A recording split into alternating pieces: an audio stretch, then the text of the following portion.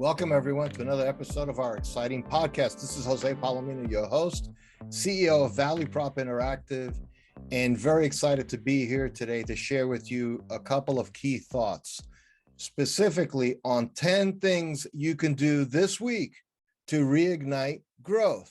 10 things you can do to reignite growth. So if your sales trajectory has slowed down, has stalled, you're on a plateau, or maybe it's growing, but you know you could do better and you think your peer set is doing better, I want to share with you 10 things. Now, I'm going to do this in two parts. So this week's episode, I'm going to cover 6 things. 3 of them are strategic and 3 of them are around your product.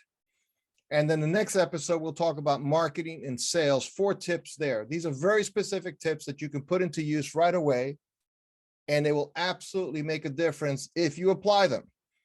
Now, again, that whole sense of being stalled has a couple of manifestations and a couple of ways it shows up for you. And it's very simply this. One is you find that sales cycles seem to be stretching.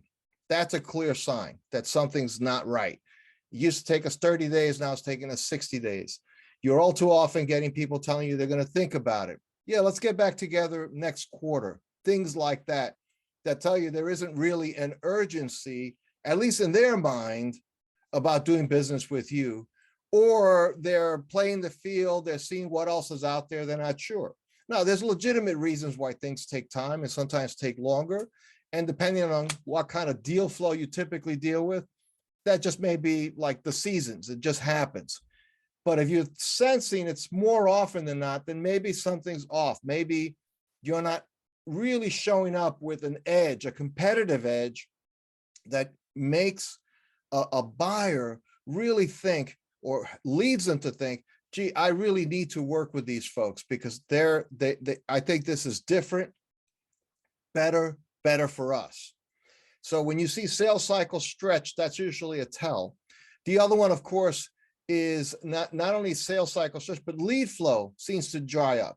You're just not sure where the next opportunities are coming from. And it's frustrating because you're out there, you're probably doing a lot of things. You might be doing marketing, trade shows. You just hired 6 months ago a social media agency. You're doing SEO. You're doing everything right. And you think you have pretty good salespeople. Maybe you have 2, maybe you have 5, maybe you're using manufacturers reps. You believe in them, but somehow that lead flow isn't really showing up.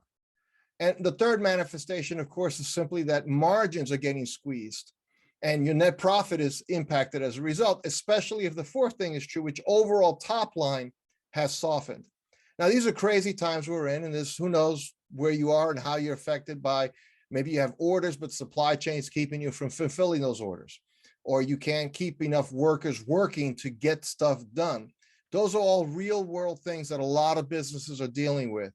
So only you know whether or not these are things that are showing up for you because they are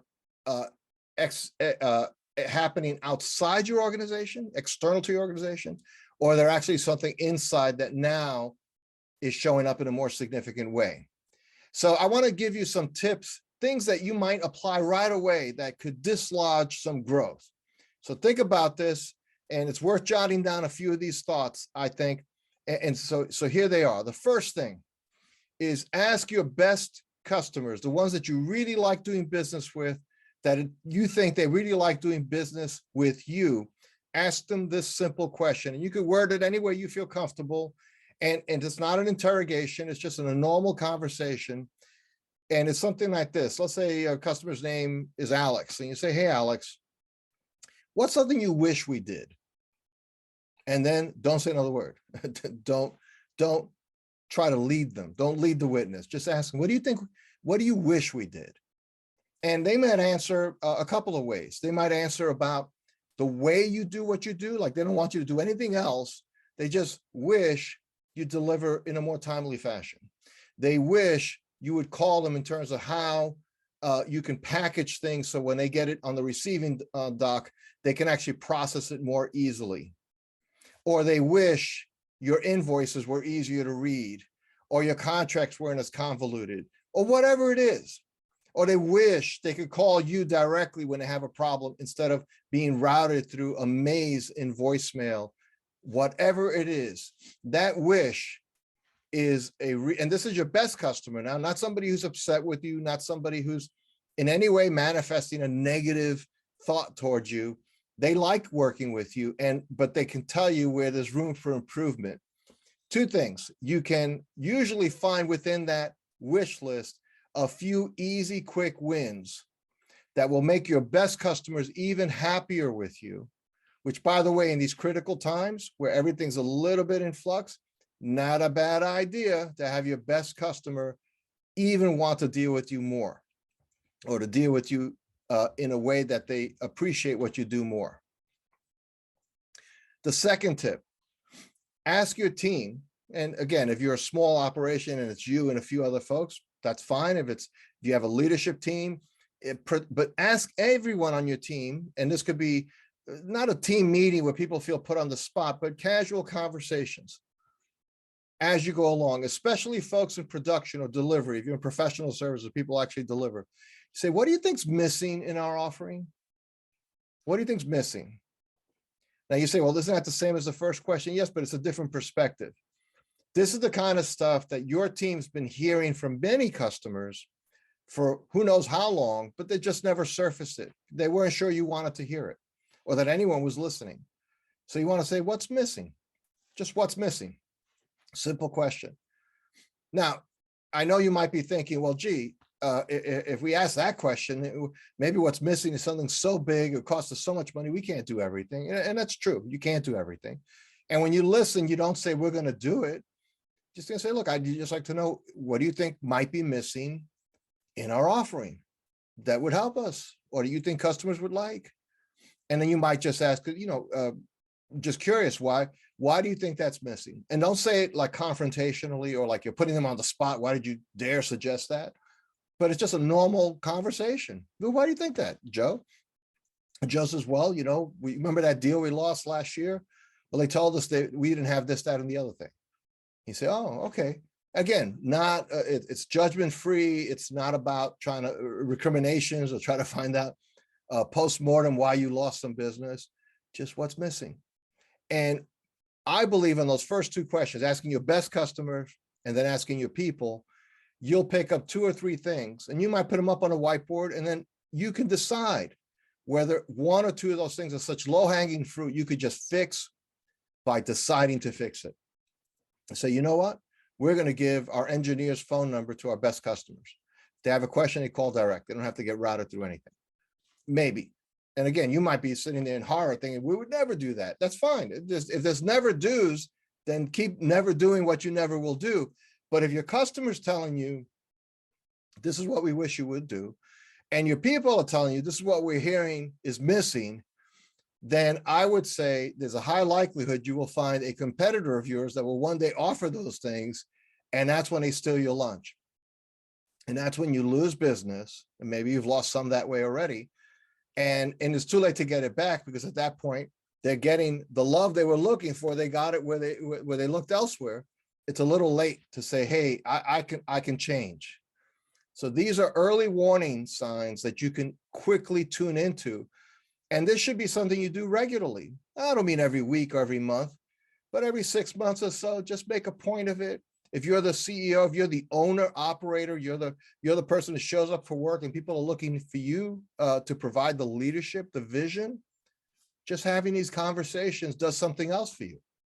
It tells people on your team, and it tells your best customers that they and what is happening to them, what they believe is true, matters to you. Now, the third thing is a little different, is looking at your customers from their point of view, what they might be facing. So we say, identify your target customers' biggest challenges, even if it has nothing to do with you. If it affects them, it affects you. Now, just think about that for a moment. So let's say your biggest customer is in a very regulated field. You're selling to, for example, you're selling parts that go into those windmills.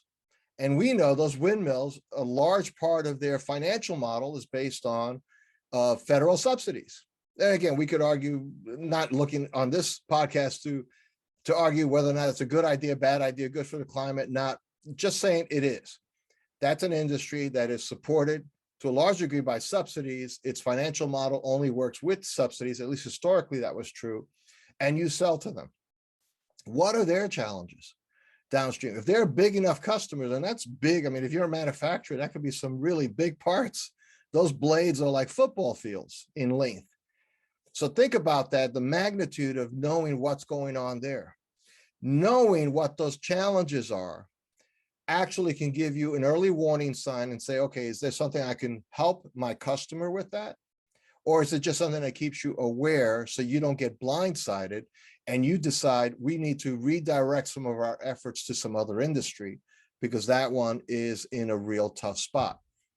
If you were in a business that sold, for example, seating, auditorium seating for movie theaters, in the last couple of years, movie theaters are existentially threatened.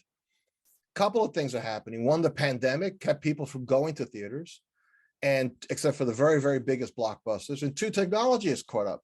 People have home TVs that are 60, 70 inches wide with stereo, the comfort of their own homes with their own reclining seats. They say, well, why do I want to go to the movies? Now, I grew up going to the movies, so I'll probably never give up going to the movies. But there's a whole generation now that takes for granted they could watch something on demand when they want to in the comfort of their home. And if you're selling those recliners, if that's your future, then you have to really think about that. What are the challenges that theater owner, theater operator chain is having? Again, I'm not purporting to have expertise in theaters. I'm just using that as an illustration so you can start seeing how this plays out. Those are three strategic big tent poles that are easy to do. Talk to your biggest customer, find out what they wish you did, not what's a problem. Don't ask them that way. That's a different inquiry. What don't you like about us or anything like that? Just what do you wish we did? You'll get a mix of some positive and negatives, but generally it will be things they wish you did because no one's doing it. Let me say that again. In that first point, if you ask the question from a negative point of view, what don't you like in what we do? And they tell you, it may be just to bring you to parity, but generally, if you ask the question in terms of what do you wish we did, they're wishing it because no one's doing it. And that's an opportunity.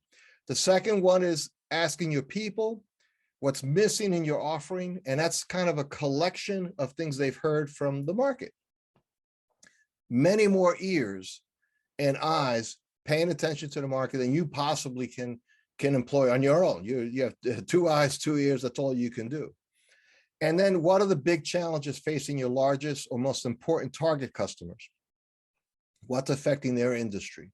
What are the regulatory things? What are the financial things? What are the economic things? What are the market dynamics that will affect your customers, the ones you're aiming for? And think about how can you play a role in that? At the very least, it will help you talk to them strategically. And that's a really powerful thing. So we were going to, in this episode, cover the 3 things on product. We're going to cover that next episode. Just watching time on this, I want to make sure this is pithy. So you got 3 strategic tent poles to think about, 10 things you can do this week to reignite growth. You heard the first 3 on strategy. Next week, we'll cover product, then we'll cover marketing, and then we'll cover sales. So listen closely to this podcast, subscribe. If you want to get in touch with me at any time, you can always reach me at josepalomino.com. We'll connect you right to my LinkedIn page. And you could always visit our company page at valueprop.com, learn about us. And if ever you wanted to connect with me or just have a quick conversation with me, feel free to do so. Reach out, various methods on both those platforms and how to do so. So until next time, to your success, take care. Hey, thanks for listening to another episode of the Revenue Throughput Podcast. If you like this episode and if you like the series, make sure you subscribe below. And also, if you liked it, please do review it. When people are looking for something exciting to listen to, especially the kind of content we're bringing, which is practical insights for B2B companies, this is a place and a free resource that they can take advantage of. Let them know about it with your review. So subscribe, review, enjoy. Thanks again.